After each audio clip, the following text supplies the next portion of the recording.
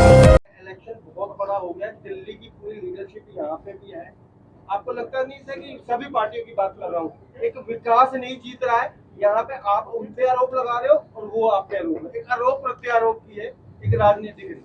देखिए, इलेक्शन कोई छोटा बड़ा नहीं होता है, लोगों के मुद्दे छोटे और बड़े होते हैं। लोगों के क्या मुद्दे हैं? आज 3 सवा 3 साल सत्ता में रहने के बाद, जैसा कि प्रगट सिंह जी ने कहा, जैसा कि अमर सिंह जी ने कहा, जैसा कि पंजाब की जनता कह रही है, आम आदमी पार्टी की सरकार अपने कामों पर वोट क्यों नहीं मांग पा रही है? अभी भी कैंडिडेट ये क्यों लिख रहा है 18 साल में विकास कर दूंगा, 18 महीने में विकास कर दूंगा?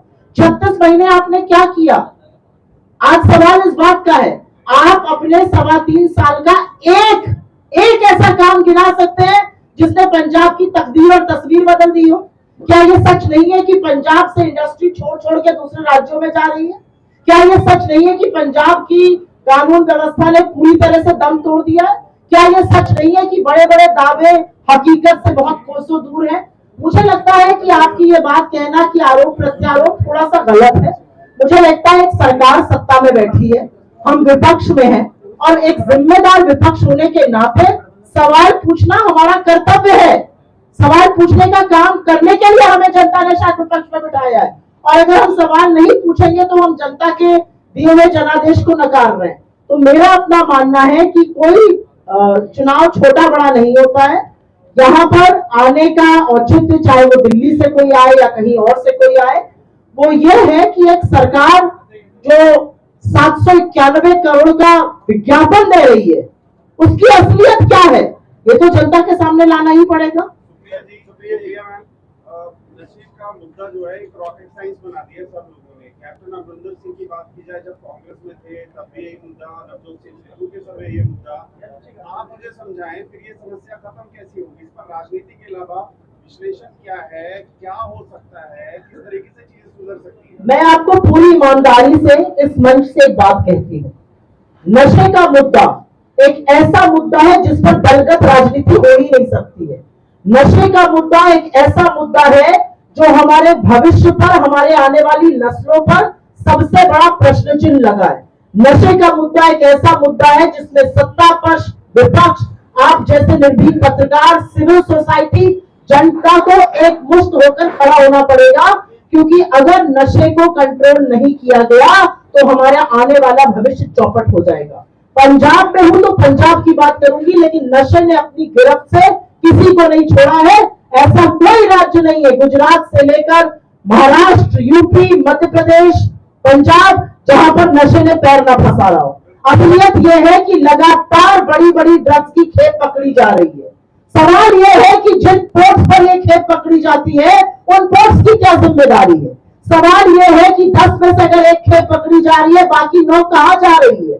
लाखों करोड़ों की ड्रग्स सप्लाई हो रही है, हमारे नौजवानों की नस्ल चौपट हो रही है, इसकी उत्तरदायी कौन है? और मैं आपकी इस बात से सहमत हूं कि इसकी चर्चा लगातार हो रही है, लेकिन इसका सलूशन क्या है? और मुझे लगता है इसका सलूशन राजनीतिक नहीं हो सकता है। इसका सलूशन इच्छा शक्ति से सत्तारूढ़ दल उसमें बढ़त के, विपक्ष का बिना किसी शर्त के आपको समर्थन मिलेगा। लेकिन मैं यहाँ पर यह जरूर कहने को मजबूर हूं कि पिछले कुछ महीनों में मैंने 4-4 तारीखें देखी हैं। पहले नशा मुक्त अभियान शुरू हुआ, फिर कोई एक और अभियान शुरू हुआ, उसकी कोई और डेट थी, अब नशा विरोध युद्ध शुरू हुआ, उसकी कोई और डेट है। किसी चमत्कार से नशे की ये लत नहीं जाएगी। ये लत जाने के लिए सरकार को एक होलिस्टिक अप्रोच करनी पड़ेगी। इसमें जितनी जिम्मेदारी राज्य सरकार की है, उतनी जिम्मेदारी केंद्र सरकार की भी है। हम एक जिम्मेदार विपक्ष होने के नाते इस मंच से ये जरूर कहते हैं, हम आपको पूरी तरह का समर्थन देंगे, लेकिन आप इच्छा शक्ति दिखाइए। आप फर्जी दावे और फर्जी वादे मत करिए, आप बेकार बेकार की डेट मत दिखाइए, आप नए नए स्लोगन मत लगाइए, क्योंकि ये करके आप विज्ञापन पर खर्चा कर रहे हैं, आप नौजवानों के भविष्य को सुरक्षित नहीं कर रहे हैं।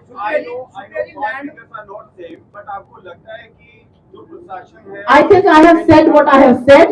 It requires a very decisive and a very committed government to act against the whole issue that we've discussed, whether it's intoxication. As an opposition, we are steadfastly with anybody who takes action. This government is taking no action whatsoever. आपकी लहर आई कैसे? क्या? आपकी लहर आई कैसे? क्योंकि कांग्रेस अब कहीं ना कहीं कमी आप में रहेगी। आप क्योंकि मुझे ऐसा लगता है कि जब आप सत्ता में रहते हैं तो आपके खिलाफ थोड़ी एंटी इनकम्बेंसी होती है। हमसे जरूर कुछ गलतियां हुई होंगी, इसलिए जनता ने हमें विपक्ष में बिठाया। उन गलतियों का सुधार हम कर रहे हैं। उन गलतियों का किसी हद तक सुधार हुआ है, तभी लोकसभा में हमारा प्रदर्शन देख लीजिए और बाकियों का प्रदर्शन देख लीजिए, उसमें आपको अंतर दिखता है। मुझे ऐसा लगता है कि एक फर्जी मॉडल दिल्ली का विज्ञापन के जरिए, मीडिया के जरिए, दबाव के जरिए दिखाया गया और लोग उससे भ्रमित हुए, लेकिन अब उसका पर्दाफाश हो चुका है। प्रिया जी, आपके जो इशू चल रहा है लुधियाने दे विच, जो लैंड एक्विजिशन हो रही है फार्मर्स की, तो आपके जब टाइम का यूनियन 2 का तो एक लैंड कंपनसेशन का आया था, बिल आया था, तो तेलंगाना में आपकी सरकार भी एक्विजिशन कर रही है। यहाँ पे ये आप सरकार, मैं इस पर बहुत छोटा सा बोल के प्रगट सिंह जी इसका डिटेल देंगे। नेशनल लेवल पे आपकी क्या पॉलिसी है इसको लेकर? देखिए, मेरी पॉलिसी तो राहुल गांधी ने उसी दिन दिखा दी थी जब वो भट्टा परसौल एक बाइक के पीछे बैठकर चले गए थे। मेरी पॉलिसी, कांग्रेस की पॉलिसी तो उसी दिन दिखा दी थी जब लैंड एक्विजिशन के बिल पर कहा गया था कि किसानों को चौगुना मार्केट रेट का मिलेगा, गांवों में शहरों में दुगना मिलेगा। लेकिन ये सरकार लगातार ऐसा नहीं कर रही है। आप जिस तेलंगाना सरकार की बात कर रहे हैं, एक भी जमीन वहां पर बिना उचित मुआवजे के नहीं ली जा रही है। ऐसा पंजाब के बारे में हम नहीं कह सकते, ऐसा तमाम गैर कांग्रेस सरकारों के बारे में हम नहीं कह सकते हैं, और उसी में फलसफा है। लेकिन प्रगट सिंह जी अगर इस पे ऐड करना चाहे तो मैं जरूर उनको देखो ये निरी लुट है। ਜਿਹੜਾ ਚੰਡੀਗੜ੍ਹ ਸ਼ਹਿਰ ਹੈ ਉਹ 22000 ਏਕੜ ਦੇ ਵਿੱਚ ਵਸਿਆ ਹੋਇਆ, ਲੇਕਿਨ ਹਜੇ ਵੀ ਉੱਥੇ ਥੋੜੀ ਬਹੁਤੀ ਵਸੂ ਦੀ ਗੁੰਜਾਇਸ਼ ਹੈ। ਲੇਕਿਨ 24000 ਏਕੜ ਔਰ ਹਰ ਸ਼ਹਿਰ ਦੇ ਵਿੱਚ 1000 ਏਕੜ ਅਪਰੋਕਸੀਮੇਟਲੀ ਇਹਨਾਂ ਨੇ 50000 ਏਕੜ ਜਿਹੜਾ ਜ਼ਮੀਨ, ਔਰ ਉਹ ਵੀ ਜਿਹੜੀ ਲੈਂਡ ਪੂਲਿੰਗ ਪਾਲਿਸੀ ਦੇ ਵਿੱਚ, ਲੈਂਡ ਪੂਲਿੰਗ ਪਾਲਿਸੀ 50000 ਏਕੜ ਜਿਹੜੀ ਆ ਉਹ ਕਦੀ ਵੀ ਆਉਣ ਵਾਲੇ 15 ਸਾਲਾਂ ਦੇ ਵਿੱਚ ਵੀ ਉਹਦੇ ਚ ਵਸੋਂ ਨਹੀਂ ਹੋ ਸਕਦੀ। 15 ਸਾਲ ਤੁਸੀਂ ਕਿਸੇ ਕਿਸਾਨ ਦੀ ਜ਼ਮੀਨ ਨੂੰ ਨੋਟੀਫਾਈ ਕਰਕੇ ਔਰ ਉਹਨੂੰ 2 ਕਨਾਲ ਜਗ੍ਹਾ, ਮੀਨਸ ਕਿ 8 ਕਨਾਲ ਦੇ ਵਿੱਚੋਂ ਸਿਰਫ 1000 ਗਜ ਉਹਨੂੰ ਦਿਓਗੇ, ਮੈਨੂੰ ਲੱਗਦਾ ਉਹ ਵੀ ਉਹਨੂੰ 15 ਸਾਲਾਂ ਬਾਅਦ ਮਿਲੂਗੀ। ਮੈਨੂੰ ਲੱਗਦਾ ਇਹ ਤੋਂ ਵੱਡਾ ਧੋਖਾ, ਕਿਉਂਕਿ ਇਹਨਾਂ ਦੇ ਨਾਲ ਜਿਹੜੇ ਇੰਡਸਟਰੀਅਲਿਸਟ ਤੁਰੇ ਫਿਰਦੇ ਆ ਜਿਨ੍ਹਾਂ ਕੋਲ 500 ਏਕੜ ਜ਼ਮੀਨ ਹੈ, ਇਹ ਅਸਲੀ ਗੱਲ ਹੈ। ਕੁਝ ਇੰਡਸਟਰੀਅਲਿਸਟ ਦੇ ਕਹਿਣ ਤੇ ਸਾਰਾ ਕੁਝ ਹੋਇਆ ਹੈਗਾ, ਔਰ ਬਿਲਕੁਲ ਜਿਹੜੇ ਪਿੰਡ ਉੱਜੜ ਜਾਣਗੇ, ਉਹ ਮੈਨੂੰ ਨਹੀਂ ਲੱਗਦਾ ਉਹਨਾਂ ਦਾ ਕਿਤੇ ਵਸੇਵਾ ਹੋ ਸਕਦਾ। ਔਰ ਬੀਇੰਗ ਓਪੋਜੀਸ਼ਨ ਅਸੀਂ ਇਹ ਹੋਣ ਨਹੀਂ ਦੇਵਾਂਗੇ ਪੰਜਾਬ ਦੇ ਵਿੱਚ, ਕਿਉਂਕਿ ਕਿਸਾਨਾਂ ਦਾ ਉਜਾੜਾ ਪਹਿਲਾਂ ਬਹੁਤ ਹੋ ਚੁੱਕਿਆ, ਮੋਦੀ ਸਰਕਾਰ ਕਰ ਚੁੱਕੀ ਆ। ਇਹਨਾਂ ਨੂੰ ਉਹਨਾਂ ਦੀ ਪਿੱਠ 'ਚ ਛੁਰਾ ਮਾਰਿਆ, ਲੇਕਿਨ ਹੋਰ ਜਿਹੜਾ ਇਹ ਸਹਿਣ ਨਹੀਂ ਕੀਤਾ ਜਾਂਦਾ। ਪ੍ਰਗਟ ਜੀ, ਲੁਧਿਆਣੇ ਤੋਂ ਤਾਂ ਵੀਡੀਓ ਵਾਇਰਲ ਹੋ ਰਹੀ ਹੈ ਕਿ ਕਾਂਗਰਸ ਪਾਰਟੀ ਦੇ ਇਲੈਕਸ਼ਨ ਕਮਿਸ਼ਨ ਵਾਲੇ ਜਿਹੜੇ ਵੋਟ ਉਤਾਰ ਦਿੰਦੇ ਆ।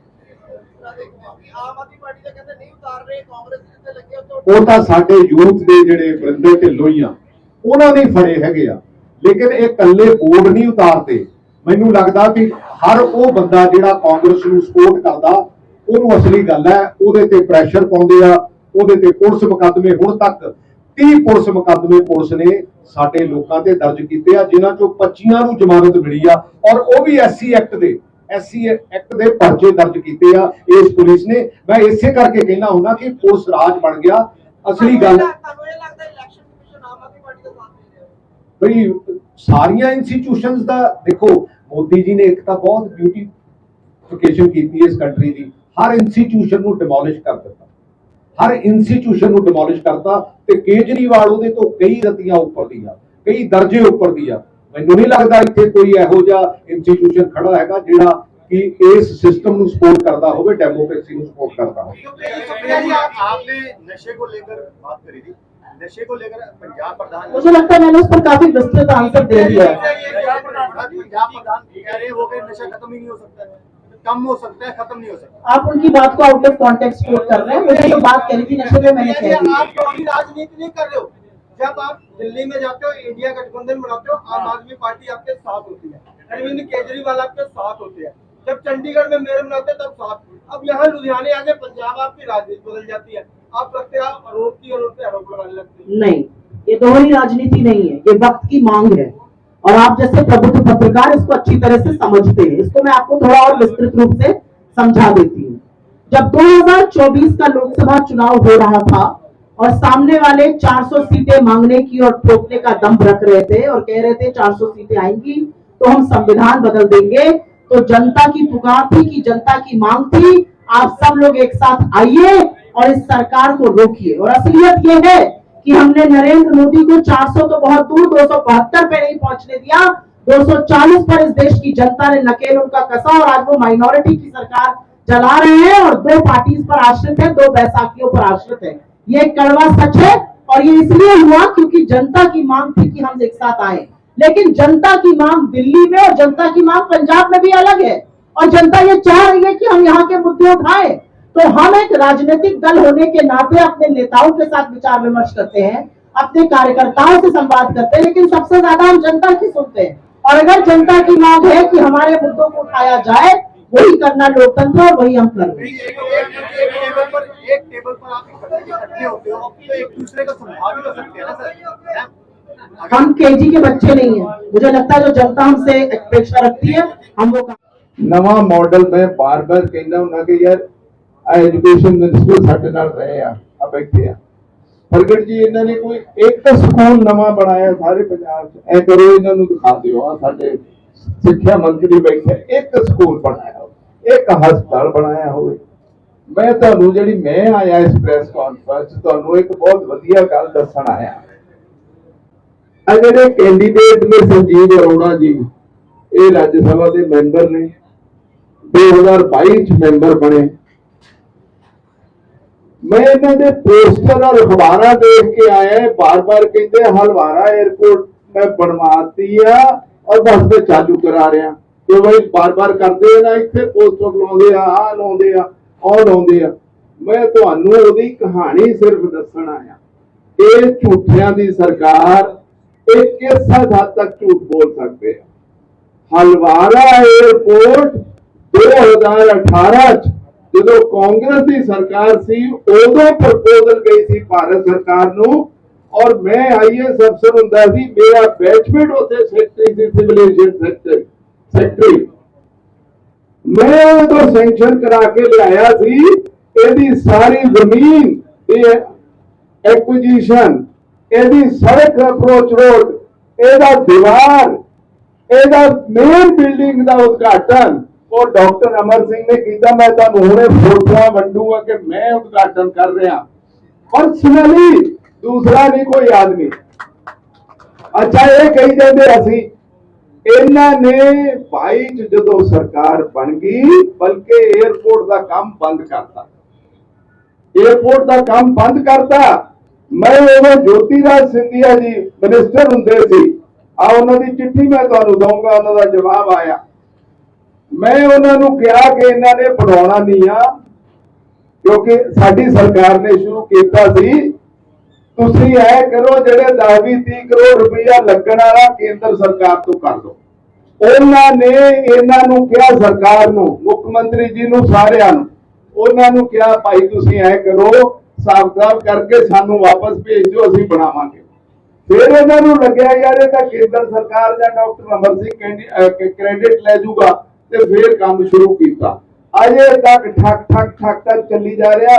22 जो मैं जनवरी जो उद्घाटन किया सिर्फ 6 तो 9 महीने का काम सी, 3.25 साल हो गए अजे तक पूरा नहीं किया। रोज कहते फ्लाइट आ जाऊगी। अरे वो मीटिंग तो मैं लेना मिनिस्टर नाल, मैं चेयरमैन है इस एयरपोर्ट अथॉरिटी का जी कमेटी बनी हुई है। अरोड़ा साहब कितों आ गए और चेयरमैन अमरिंदर सिंह राजा बड़ेगा असी दोवें जने है लोक सभा के मैंबर होते चेयरमैन नहीं थे कमेटी के। इस करके मैं तुहानू ये दसना चाहता भाई ये हर काम झूठ बोलते हैं, इहदा तां काम ही झूठा वा। आ सारे कागज मैं तुहानू दूंगा ਇਹਦੇ ਤੋਂ ਅੰਦਾਜ਼ਾ ਲਾ ਲਈਏ ਕਿ ਇਹਨਾਂ ਨਾਲ ਹਲਵਾਰਾ 에ਅਰਪੋਰਟ ਦਾ ਇਹਨਾਂ ਨਾਲ ਕੀ ਸੰਬੰਧ ਆ। ਇਹ ਸਰਕਾਰ ਨਾਲ ਸੰਜੀਵ ਅਰੋੜਾ ਨਾਲ ਕੋਈ ਸੰਬੰਧ ਨਹੀਂ ਆ, ਕਾਂਗਰਸ ਸਰਕਾਰ ਨੇ ਕਰਾਇਆ। मैं डॉक्टर अमर सिंह बैठा तुहाडे सामने लोक सभा का फतेहगढ़ साहब का मैंबर सारे काम केंद्र सरकार तो मैं कराया और ये फ्लाइटा भी मैं ही शुरू कराऊंगा। इन्हां दी सरकार च शुरू भी नहीं होणियां, ये भी मैं तुहानू दस देना हैगा। इन्हां तो अजे काम ही नहीं होया, माड़ा जिहा थोड़ा जिहा काम बचदा सी वो नहीं होया। मैं इन्नी गल कह के अपने शब्दां नू विराम देना। जे कोई मेरे तो सवाल फिर जदों हफ्ता लंघ गया फिर कहंदे तिगणी हो जानी है, ਫਿਰ ਕਹਿੰਦੇ ਚੌਗਣੀ ਹੋ ਜਾਣੀ ਆ ਕਿਉਂਕਿ ਪੋਸਟਰ ਰੋਜ਼ ਬਦਲਦੇ ਆ। ਲੇਕਿਨ ਮੈਨੂੰ ਇਹ ਨਹੀਂ ਸਮਝ ਆਈ ਵੀ ਪਿਛਲੇ 3.5 ਸਾਲ ਦੇ ਵਿੱਚ ਇਹਨਾਂ ਨੇ ਕੀਤਾ ਕੀ ਆ। ਕਮ ਸੇ ਕਮ ਲੋਕਾਂ ਨੂੰ ਉਹ ਤਾਂ ਦਿਖਾੜ ਦਿਓ, ਲੁਧਿਆਣੇ ਵੈਸਟ ਦੇ ਲੋਕਾਂ ਨੂੰ। ਲੇਕਿਨ ਜੇ ਆਸ਼ੂ ਨਾਲ ਕੰਪੈਰੀਜ਼ਨ ਕਰੀਏ, ਮੈਨੂੰ ਲੱਗਦਾ ਪਿਛਲੇ 5 ਸਾਲਾਂ 'ਚ ਜਿੰਨੇ ਇੱਥੇ RUB ਬਣੇ ਆ, ਜਿੰਨੇ ਇੱਥੇ ਫਲਾਈਓਵਰ ਬਣੇ ਆ, ਜਿੰਨੇ ਮੈਨੂੰ ਲੱਗਦਾ ਇੱਥੇ ਪਾਰਕਾਂ ਬਣੀਆਂ, ਜੋ ਵੀ ਇੱਥੇ ਤਰੱਕੀ ਹੋਈ ਆ, ਸਾਰੀ ਤੇ ਸਾਰੀ ਆਸ਼ੂ ਕਰਕੇ ਹੋਈ ਆ। ਅਦਰਵਾਈਜ਼ ਇਹ ਕੀ ਕਰਦੇ ਆ, ਇਹ ਕਰੈਕਟਰ ਅਸੈਸੀਨੇਸ਼ਨ ਕਰਦੇ ਆ, ਹੋਰ ਕੁਝ ਨਹੀਂ ਕਰਦੇ। ਇਹਨਾਂ ਦਾ ਤੁਸੀਂ ਮੋਡਸ ਆਪਰੈਂਡੀ ਸਮਝੋਗੇ, ਇਹ ਸਿਰਫ ਤੇ ਸਿਰਫ ਔਰ ਦੂਸਰੀ ਗੱਲ ਇਹ ਵੀ ਕਰਦੇ ਆ, ਨਾਲ ਆਪਣਾ ਵੀ ਇੱਕ ਅੱਧਾ ਬੱਕਰਾ ਨਾਲ ਝਟਕਾ ਲੈਂਦੇ ਆ। ਉਹਨੂੰ ਫਿਰ ਕਮਲਾ ਜਾਂ ਇਹਨਾਂ ਨੂੰ ਕਿਸੇ ਤੇ ਯਕੀਨ ਨਹੀਂ ਆ। ਕੇਜਰੀਵਾਲ ਨੂੰ ਨਾ ਬਿਊਰੋਕ੍ਰੇਸੀ ਤੇ ਯਕੀਨ ਆ, ਨਾ ਇਹਨੂੰ ਆਪਣੇ MLAs ਤੇ ਯਕੀਨ ਆ, ਈਵਨ ਨਾ ਇਹਨਾਂ ਨੂੰ ਆਪਣੇ ਜਿਹੜੇ ਦਿੱਲੀ ਵਾਲੇ ਬੰਦੇ ਆ ਸੁਪਰੀਆ ਜੀ, ਇਹਨਾਂ ਨੂੰ ਉਹਨਾਂ ਤੇ ਵੀ ਯਕੀਨ ਨਹੀਂ ਆ। ਉਹ ਇਸ ਕਰਕੇ ਸਭ ਤੋਂ ਪਹਿਲਾਂ ਪੰਜਾਬ ਦੇ ਵਿੱਚ ਤੁਹਾਨੂੰ ਪਤਾ ਕੌਣ ਸੀਗਾ ਇੱਥੇ ਦਾ ਇੰਚਾਰਜ? ਦੁਰਗੇਸ਼ ਪਾਠਕ ਤੇ ਸੰਜੇ ਸਿੰਘ। ਅੱਜ ਉਹ ਇੱਥੇ ਦਿਸਣਗੇ ਨਹੀਂ, ਸਿਰਫ ਫੋਨ ਆਫ ਕਰਦੇ ਆ ਤੇ ਚਲੇ ਜਾਂਦੇ ਆ। ਉਹਦੇ ਤੋਂ ਬਾਅਦ ਰਾਘਵ ਚੱਡਾ।